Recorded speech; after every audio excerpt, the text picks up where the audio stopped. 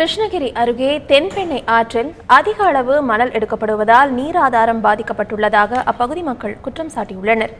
அங்குள்ள தடிப்பட்டி கிராமத்தில் தென்பெண்ணை ஆற்றில் ஆழ்துளை கிணறுகள், குழாய்கள் அமைக்கப்பட்டு 100க்கும் மேற்பட்ட கிராமங்களுக்கு குடிநீர் விநியோகிக்கப்படுகிறது. ஆற்றில் அளவுக்கு அதிகமாக மணல் அள்ளப்படுவதால் கிணறுகள் சரிந்து மணல் உள்விழும் நிலை ஏற்பட்டுள்ளது.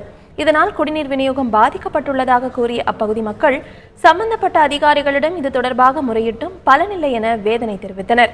மணல் கொள்ளையை தடுத்து நிறுத்தி குடிநீர் விநியோகம் சீராக நடைபெற மாவட்ட நிர்வாகம் நடவடிக்கை எடுக்க வேண்டும் என தடிப்பட்டி கிராமவாசிகள் கோரிக்கை விடுத்துள்ளனர். எங்கள் ஊரில் அதிக அளவில் மணல் திருட்டு போகுது. இதனால் எங்கள் ஊருடைய மண் வளம், இயற்கை வளம் பாதிப்படையுது. அது மட்டும் இல்லாமல் அதிக அளவில் குடிநீர் பஞ்சம் ஏற்பட்டிருக்கு. அதிகாரிங்கிட்ட போனாலையும் வரேன் நடு அப்படின்னு சொல்கிறாங்களே தவிர எந்த நடவடிக்கையும் எடுக்கிறதில்ல. கலெக்டர்கிட்ட போய் 1.5 வருஷத்துக்கு முன்னே பெட்டிஷன் கொடுத்தாங்க, கொஞ்ச நாள் நடவடிக்கை எடுத்தாங்க, மறுபடியும் எந்த நடவடிக்கையும் எடுக்கலை. இப்பயும் போய் கொடுத்தாங்க, ஒன்றும் எந்த நடவடிக்கையும்